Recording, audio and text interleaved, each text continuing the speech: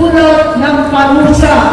Ang korupsyon na nauwi sa kawalan ng tiwala at hustisya sa Pilipinas, sa kanyang pamahalaan, lahat ng yan ay masusolusyonan kung ikaw, aking kapatid, magsaayos ng iyong sariling kalusugan. Kapag humupa ang ingay sa politika, kapag umuwi na kami sa aming pamilya, hindi bilang senador, kundi bilang ate, bilang si Manang Aimee ni Bonget.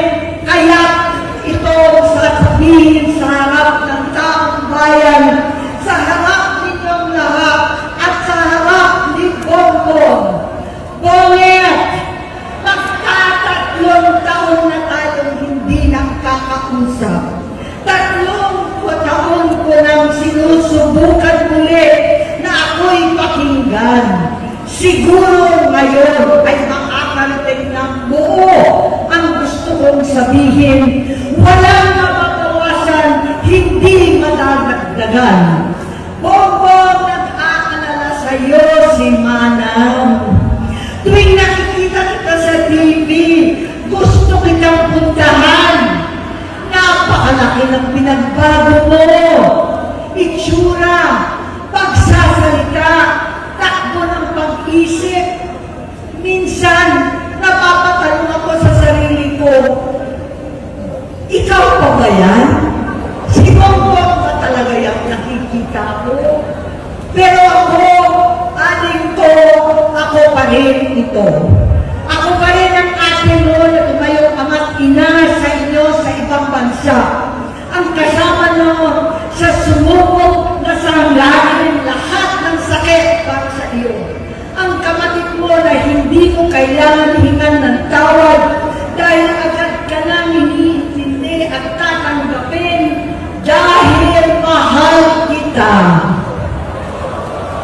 Nasa Bagong Tipan, kay Lucas, Kapitulo 17, versikulo 3 hanggang 4. Kung magkasala ang iyong kapatid, sawahin mo siya.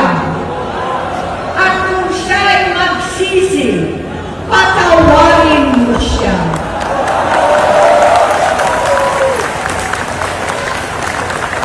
Tama na, adik ko. Tapusin mo na ang paghihirap mo at ng bayan. Gaya kung umalis tayo sa palasyo, kaya kung paninihawakan ang iyong kamay, huwag kang matakot. Malaki na ang dulot sa iyo ng droga. Sinisisi ko ang sarili ko dahil hindi ako nakinig sa mga sumbong.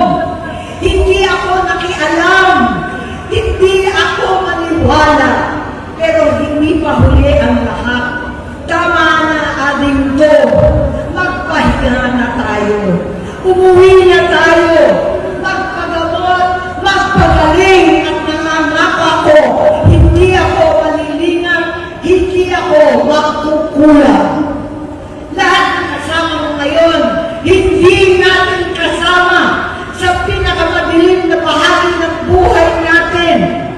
Kasama mo sila ngayon dahil nasa taas ka pa.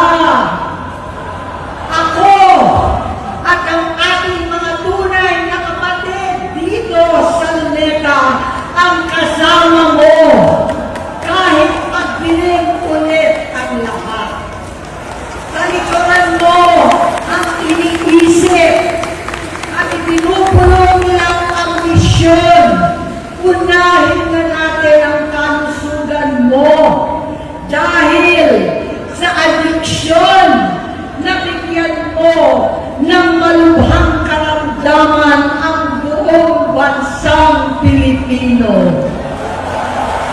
Matatanda lang tayo, sakitan na si Mami, alagaan na lang natin ang isa't isa.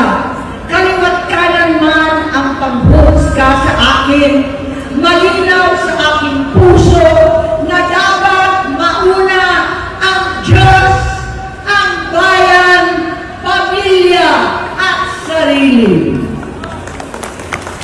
Hanggang sa mga oras na ito, Bonget, gusto ko malaman mo na hindi kita sinusukuan. Hindi ko kakayanin kung mapapahamak ka. Kaya hinihingi ko na tayo'y umuwi na, mamahinga, alam sa iyong kalusugan. Kaya ko mabigo at mawala sa iyo ang posisyon, pero hindi ko kayang mawala ka sa amin. Ayusin mo ang sarili mo. Magpagamot, alisin ang droga sa iyong sistema. Wala akong ibang gusto kundi gumaling ka, malagpasan natin ito muli. Dahil wala akong ibang hinahangad bilang ate, kundi maging masaya ka, maging ligtas sa mga malusog, matagumpay sa buhay. Itama ang mali, labanan ang adiksyon, at ako hindi kailanman aalis sa iyong tabi. Susuporta at hindi titigil manalangin kasama ninyo dito sa Neta at sa buong mundo. Dahil iyon naman ang tungkulin at ibig sabihin ng salitang kapatid, kapatid, mabuhay kayo kapatid. Maraming salamat po, Senator